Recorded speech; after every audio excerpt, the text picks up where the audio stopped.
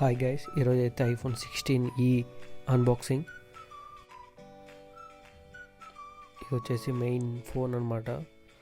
చూడొచ్చు. నెక్స్ట్ ఇంకా ఇది charger and wide ear phones and case ఉంది లెఫ్ట్ సైడ్. ఇప్పుడు ఫోన్ ఓపెన్ చేద్దాం. ఇది వచ్చేసి బ్లాక్ కలర్. చూడొచ్చు, అది గ్లాస్ ఫినిష్ కాదు, ఇది మ్యాట్ ఫినిష్. ఇది మనకి బ్యాక్ సైడ్ ఫింగర్ ప్రింట్స్ అలాంటివి ఏమి అంటవు. ఓపెన్ చేయగానే ఇలా ఉంటుంది. ఆల్రెడీ ఫోన్ అంతా సెటప్ చేసాము అప్పుడే, అందుకే డైరెక్ట్గా ఓపెన్ చేసి చూపిస్తున్నాను. టచ్ ఫీల్ అయితే చాలా బాగుంది. ముందు ఐఫోన్ 11 ఉండింది నాతో, అది చాలా స్లోగా ఉండేది మూవ్ చేసినప్పుడు ఐకాన్స్ అవన్నీ. దీంట్లో అయితే కొంచెం చాలా స్మూత్గా ఉంది. ఇది కూడా 60 Hz, బట్ చాలా స్మూత్ అనిపిస్తుంది. ఆ ఫీల్, టచ్ రెస్పాన్స్ అనేది చాలా బాగుంది. ఇంకా బ్యాక్ వచ్చేసి ఇది మ్యాట్ ఫినిష్. చూడొచ్చు, ఎక్కడ మనకి ఫింగర్ ప్రింట్స్ పడవు దాని మీద. ఇంకా నెక్స్ట్ వచ్చేసి లోపల ఏముందంటే ఒక కేబుల్ ఇచ్చాడు. ఇది బ్రాడెడ్ కేబుల్, ఇది ప్లాస్టిక్ కేబుల్ కాదు. అండ్ ఒక సిమ్ ఇజెక్టర్ పిన్ ఉంది. ఇంకా బాక్స్లో అయితే అంతే. ఇంకా నెక్స్ట్ వచ్చేసి ఇయర్ ఫోన్స్ ఓపెన్ చేద్దాం. ఇది వచ్చేసి వైడ్ ఇయర్ ఫోన్స్ ఇవి.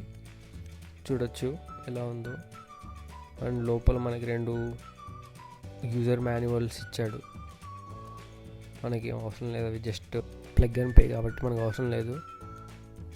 సో దీంట్లో ఈ క్వాలిటీ అయితే చాలా బాగుంటుంది. నార్మల్ మనం వాడే ఇయర్ ఫోన్స్ అంతేముండదు. ఇదైతే చాలా బాగుంటుంది. నేను ముందు లైట్నింగ్ కేబుల్తో ఉన్న ఇయర్ ఫోన్స్ వాడేది, అది కూడా చాలా బాగా క్వాలిటీ ఉంటుంది. మీకు వాయిస్ అండ్ బేస్ బాగా క్లియర్ తెలుస్తుంది. నెక్స్ట్ ఇంకా ఇది వచ్చేసి ఛార్జర్ అనమాట. తెలుసు కదా, ఐఫోన్ కూడా మనకు ఛార్జర్ ఇయ్యాడు బాక్స్లో. ఇది 1900 రూపీస్ ఉంది, అరౌండ్ 2000 అనుకోవచ్చు. ఇది 20 వాట్ అవుట్పుట్ వస్తుంది.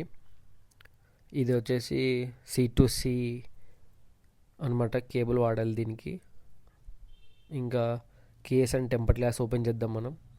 ఇది వచ్చేసి వాక్కు లుక్సస్ కంపెనీ. కేస్ వచ్చేసి యాంటీ ఎల్లో కేస్ అనమాట. ఇది మనం డైరెక్ట్ మ్యాక్సేఫ్ పెట్టి కూడా వైర్లెస్ ఛార్జింగ్ చేయొచ్చు డైరెక్ట్గా.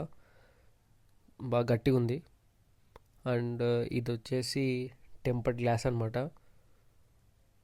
అండ్ దానికి కావాల్సిన క్లీనర్స్ అవన్నీ కూడా ఇచ్చాడు.